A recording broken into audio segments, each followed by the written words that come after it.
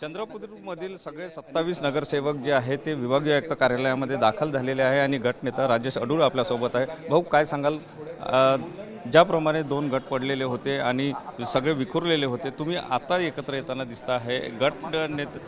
या ठिकाणी गट स्थापन जे आहे ते आपण आपल्याकडून केलं जाणार आहे। आता आम्ही चंद्रपूर शहर महानगरपालिकेत जितके नगरसेवक आहे 27 नगरसेवक आम्ही एकत्र आले आहे आणि एकत्रच होतो आम्ही। आता पक्षश्रेष्ठी जे नाव ठरवलं आहे माझ्या नावावर ते आमचे आपले महाराष्ट्राचे नेते सपकाळ साहेब यांची लेटरवर माझ्या नाव आल्याने आम्ही सर्व एकत्र नगरसेवक इकडे कमिशनर मॅडमकडे आलो आहे। आता आमच्या भारतीय राष्ट्रीय काँग्रेसचा गट स्थापित होईल थोड्या वेळात मॅडमच्या आतमध्ये चेंबरमध्ये। दोन गट पडलेले होते, धानोरकर मॅडमचा एक गट होता, इकडे एक विजय वडेट्टीवारांचा गट होता। दोघांनी वेगवेगळ्या नोंदणी केल्या होत्या, मात्र त्या होऊ शकल्या नाही।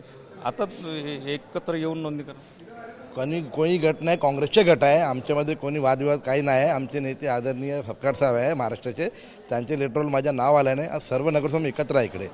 आणि आमचे चंद्रपूर महाराष्ट्राचे नेते विजय वडेट्टीवार आहे, प्रतिभाताई धानोरकर आहे, धोटे साहेब आहे, हे सर्व एकत्र आहे आणि आमचे काँग्रेस गट एकत्र येऊन गट बनवतात। आता काल महापौर आणि उपमहापौर पदासाठी उमेदवारी अर्ज दाखल झालेले आहे। त्यावेळेस जर बघितलं तर महापौर पदासाठी एकच गटाकडून झाला असला तरी उपमहापौर पदासाठी मात्र दोन्ही गटाकडून उमेदवारी असं काही नाही, ते फॉर्मॅलिटी आहे, प्रोसेस आहे।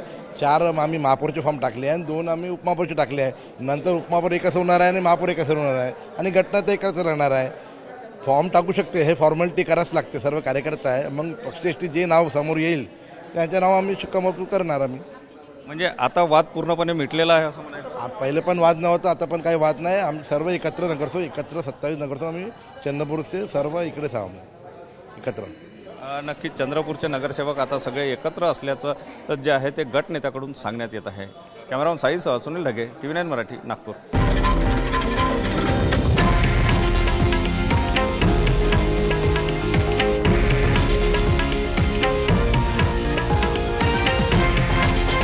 हे आहे देशातील नंबर 1 न्यूज नेटवर्क आणि आपण पाहत आहात TV9 मराठी, एकमेव।